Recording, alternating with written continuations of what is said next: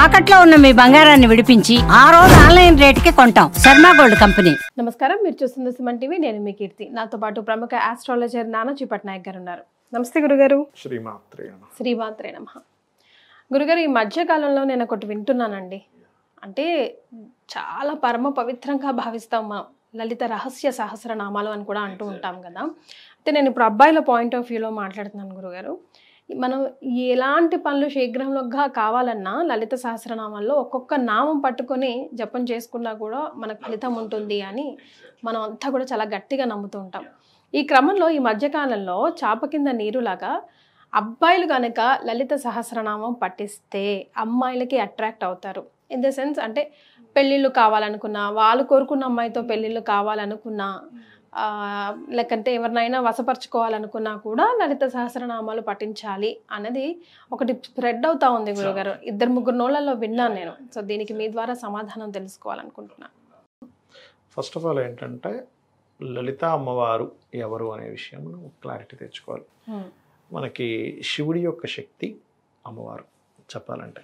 అయితే మీరు ఈ విషయం గురించి మనం మాట్లాడుకునే ముందు మనకి శాస్త్రాలు పురాణాలు స్త్రీ విషయంలో ఒక గొప్ప విషయాన్ని చెప్పింది. స్త్రీలు ఎక్కడ పూజింపబడతారో అక్కడ దేవతలు సంచరిస్తారు అంటారు. ఎందుకండి? ఏం పురుషుల విషయంలో ఎందుకు చెప్పలేదు, స్త్రీ విషయంలో ఎందుకు చెప్పారు అంటే, స్త్రీకి స్వయంగానే ఒక శక్తి ఉంది. వాళ్ళు ఒక దుఃఖంతో, ఒక బాధతో ఒక మాట అన్నారంటే అది ఖచ్చితంగా అది తీరుతుందమ్మా. అందుకే స్త్రీని అకారణంగా నువ్వు బాధ పెట్టకూడదు.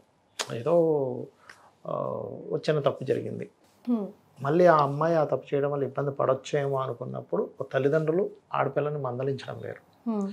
అమ్మ నువ్వు ఇట్లా ఉంటే కరెక్ట్ కాదు, సమాజం రకంగా చూస్తున్నాను, లేకపోతే రకరకాల స్త్రీ అనే కాదు పురుషుల విషయంలో కూడా మనం తల్లిదండ్రులు వాళ్ళ బాగు కోసం చెప్తాం. కరెక్ట్ చేయడానికి నడుస్తున్నప్పుడు కరెక్ట్ చేయడం వేరు. అంతేకాకుండా అలా కాకుండా ఒక హింసాత్మకమైన దూషించడం, లేకపోతే ఆడపడుచులు దూషించడం, లేకపోతే ఒక భర్త భార్యను దూషించడం.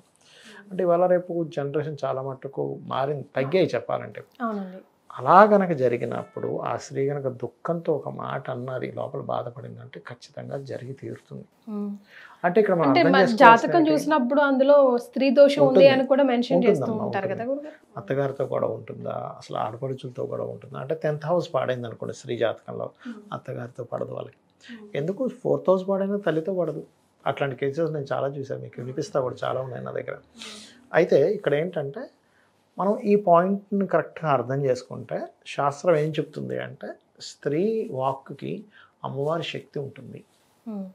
అంటే అమ్మవారి యొక్క అనుగ్రహం, అమ్మవారి శక్తి స్త్రీలో పరిపూర్ణంగా ఉంటుంది. ఎవరైతే లలిత చదువుతారో వాళ్ళకి అమ్మవారు మాతృస్వరూపం. అమ్మవారు అంటే ఎవరు? మాతృస్వరూపిణి కదా. మాతృకా వర్ణరూపిణి అని కూడా చెప్తారు. అంటే అక్షరాల రూపంలో కూడా అమ్మవారు అని చెప్తూ ఉంటారు, లలిత సహస్రనామాల్లో ఉంటుంది. అంటే ఎవరైతే లలిత సహస్రనామాలు చదువుతారో వాళ్ళకి మాతృస్వరూపిణి అనుకుంటే అమ్మవారి అనుగ్రహం వల్ల వాళ్ళ సహకారం వీళ్ళకు ఉంటుంది. ఇక్కడ మీరు సహకారం ఉండడం ఈజ్ డిఫరెంట్, వశపరిచేసుకుంటారు లేకపోతే వశం అయిపోతారు అనేది ఈజ్ డిఫరెంట్. ఇంకోటి ఏంటంటే, అమ్మవారి భక్తుణ్ణి అని ఎవరికి అర్హత ఉంటుంది అంటే, ప్రతి స్త్రీలో అమ్మవారిని చూసిన వాడికి అమ్మవారి భక్తుడిని చెప్పుకునే అర్హత ఉంటుంది. అంతే కదా గురుగారు. అంతే కదా. ఒక యంగ్ ఏజ్లో ఒక ప్రేమ కలిగింది, దట్ ఈస్ డిఫరెంట్. లేదా ఒక పెళ్లి చూపులకి వెళ్ళి ఆ అమ్మాయి అంటే ఇష్టపడి, దట్ ఈస్ డిఫరెంట్. లేదా ఇద్దరి మధ్యని ఒక రిలేషన్ ఏర్పడి, దట్ ఈస్ డిఫరెంట్. కానీ నువ్వు చూసిన ప్రతి ఒక్కరిని అదే కోణంతో చూస్తే కనుక అమ్మవారి భక్తుడుగా నువ్వు అర్హుడివి కాదు. మొట్టమొదటిగా ఇది మనం నేర్చుకోవాలి. అంటే నువ్వు అమ్మవారి భక్తుడిని చెప్పుకుంటున్నావు అంటే నీ భార్య పట్ల లేకపోతే నువ్వు ఇష్టపడిన వాళ్ళ పట్ల దృష్టి వేరు, ప్రతి స్త్రీ పట్ల ఉండేటువంటి నీ దృష్టి వేరుగా ఉండాలి. అప్పుడు నువ్వు నిజమైన అమ్మవారి భక్తుడివి. మరి ఈ వశపరి చేసుకోవడము ఇదంతా ఏమిటి అంటే, ఇందాక నేను చెప్పినట్టుగా చాలా స్పష్టంగా అమ్మవారు ఈజ్ ఈక్వల్ టు స్త్రీ. శ్రీమాత్రే నమః అంటాం మనం. ఆ శక్తి ఎక్కువగా ఉంటుంది స్త్రీల్లో, అమ్మవారి శక్తి అధికంగా ఉంటుంది. నువ్వు ఎప్పుడైతే రోజు లలిత చదువుకుంటావో వాళ్ళ నుంచి వచ్చే సహకారం బాగా వస్తుంది. మీకు ఎందుకు, మనం లలిత సహస్రనామాల్లో ఒక నామం ఉంటుంది, వివాహం అవ్వట్లేదండి అనగానే కామేశబద్ధ మంగళ సూత్ర శోభిత కదా, కొన్ని వేల మంది చెప్పారమ్మా నాకు. ఏమండి మేము యూట్యూబ్లో చూసాము, చేసుకున్నాం, అయిపోయింది. అది చెప్పడానికి ఫోన్ చేసేవారు నాకు. అలాగే భార్యాభర్తల మధ్యన గొడవలు ఉన్నప్పుడు కూడా మనకి శివకామేశ్వర అంకస్త శివాస్వాధీన వల్లభాయే నమః, ఇది చేసుకోవచ్చు. లేదా సౌందర్యలహరిలో శివశక్త్యా యుక్తో యది భవతి శక్త ప్రభవితం నచేదేవం దేవో నకుల కుశల స్పందితుమపి అనేటువంటి శ్లోకం అదైనా చేసుకోవచ్చు. అంటే ఏమిటి, శక్తి లేనిదే శివుడు కూడా ఇంచు కూడా కదలలేడు అనేటువంటి అర్థం అది మొదటి నామంలో. అంటే ఏమిటి, శక్తి ఎంత ప్రధానము, నీకు ఆ శక్తి స్వరూపిణి అని అమ్మవారి అనుగ్రహం కలుగుతుందని చెప్పడం ఇక్కడ. స్త్రీ అంటే ఎవరు, స్త్రీ శక్తి అంటాం, పురుష శక్తి అనం మనం. అవునా కదా. అంటే ఏమిటి, శక్తి స్వరూపిణిగా మనం ఇవి చెప్తున్నాయి. మీరు అందరూ ఏమనుకుంటారు, స్త్రీలను నిత్యాసనం అనుకుంటారు, కానీ మన లలితాసహస్రనామాలు కావచ్చు, లేకపోతే మనకి చండీ పారాయణం తీసుకోండి. చండీ పారాయణంలో మొత్తం శక్తి ఆర్మీ మొత్తం స్త్రీలే. అక్కడ ఒక్కొక్కరి నుంచి ఒక్కొక్క శక్తి వస్తుంది. బ్రహ్మదేవుడి నుంచి బ్రాహ్మీ శక్తి, అదేవిధంగా మనకి విష్ణువు నుంచి వైష్ణవి, వరాహమూర్తి నుంచి వారాహి, అదేవిధంగా ఒక్కొక్క దీని నుంచి ఒక్కో శక్తి వస్తుంది అక్కడ. అంటే ఏమిటి, అక్కడ బండాసురుణ్ణి కావచ్చు, లేకపోతే మన ఇక్కడ చండముండుల్ని కావచ్చు, వీళ్ళందరినీ హతమంచింది ఎవరంటే ఒక మహాకాళి, ఒక చండిక, వీళ్ళందరూ వచ్చి సంహరించారు. అంటే ఏంటి, స్త్రీ శక్తి అంత గొప్పది. నువ్వు లలిత చేసుకుంటే నీకు శక్తి యొక్క ఆరాధన నువ్వు చేస్తున్నావు కాబట్టి, స్త్రీ శక్తి స్వరూపిణి కాబట్టి ఆవిడ యొక్క అనుగ్రహం కలుగుతుంది అని చెప్పారు.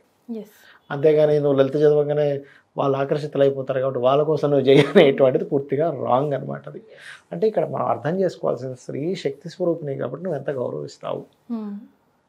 తప్పు చేసింది చిన్నపిల్ల ఆడపిల్ల, నువ్వు మందలించి చెప్పు, తప్పు కాదు అది. కానీ గౌరవించడం ప్రధానం ఇక్కడ, శక్తి స్వరూపిణి అని నువ్వు అర్థం చేసుకోవడం ప్రధానం ఇక్కడ అనేటువంటిది దాని యొక్క సారాంశం. అది మెయిన్. అయితే ఈ లలిత చేసేవాళ్ళు చెరుకు రసం తాగకూడదని చెప్తూ ఉంటారు. అవునా గురుగారు? చెరుకు ముట్టుకోవడం, చెరుకుకి ప్రాణశక్తి ఉంటుందమ్మా. ఇప్పుడు మీరు చెరుకుని చూడండి, కట్ చేసి పెట్టండి, వెంటనే మళ్ళీ మొలుస్తుంది. అలాగే అమ్మవారు చెరుకు వీళ్ళు పట్టుకుంటుంది. అంటే ఏమిటి, అతి మధురంగా ఉండేటువంటి దాన్ని నువ్వు కనుక వదిలేయగలిగితే, పరీక్ష వదిలేయగలిగితే అమ్మవారి అనుగ్రహం బ్రహ్మాండంగా ఉంటుంది. ఇక్కడ ఏంటంటే మనం అమ్మవారు అనేటువంటి భావన నువ్వు ప్రతి స్త్రీలో నువ్వు చూడగలగాలి, అలా చూసి నువ్వు ఉండగలగాలి. దట్ ఈజ్ అమ్మవారి యొక్క అసలైనటువంటి ఉపాసన మార్గం. కానీ మనలో ఎంతమంది ఇలా చేస్తున్నారు మనం తెలుసుకోవాలి. గురుగారు, లలిత సహస్రనామాలకి నిజంగా చాలా చాలా ఇంపార్టెన్స్ మనం ఇస్తూ ఉంటాం కదా. ఏది రాకపోయినా కనీసం ఈ 5 నామాలైనా మీరు రెగ్యులర్గా పఠిస్తుంటే మెల్లిమెల్లిగా మీకు క్లోజ్ అయిన డోర్స్ ఓపెన్ అవుతుంటాయి. ఆ తర్వాత ఒక నమ్మకం కుదురుతుంది అని చెప్పడానికి ఒక 5 నామాలు మనం ఏమైనా చెప్పగలమా?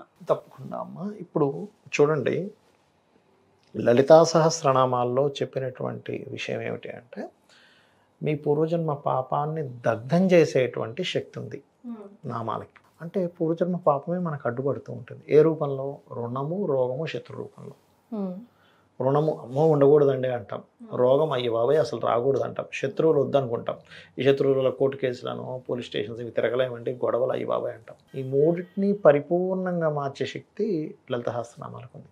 అంటే ఉదాహరణకి రుణము రాకూడదు, అందరూ బాధపడుతుంది అదే కదా. అపర్ణాయే నమః, ఖచ్చితంగా రుణం విముక్తి కలుగుతారు. ఓం శ్రీ అపర్ణాయే నమః. శ్రీ పెట్టచ్చు, పెట్టకు, ఓం పెట్టినా పెట్టకపోయినా అపర్ణాయ నమః చేసుకున్నా సరిపోతుంది. అపర్ణాయే నమః. ఇంకోటి ఫైనాన్షియల్ గ్రోత్ రావాలి, ఓం సంపత్కరీ సమారూఢ సింధుర వ్రజ సేవితాయే నమః. అదేవిధంగా రోగాలు ఉన్నాయండి, రోగం తగ్గాలనుకున్నాక ఇందాక, ఓం సర్వవ్యాధి ప్రశమని సర్వ మృత్యు నివారిణి అగ్రగణ్య అచింత్య రూప కలికల్మశనాశిని అయి నమః. లేదండి కొంతమంది అంటారు, ఏమంటే మేము వైష్ణవులము, విష్ణు సంబంధించింది ఏదని చెప్పండి అంటే, క్రీమ్ అచ్యుతానంతా గోవింద బ్రహ్మాండంగా పనిచేస్తుంది.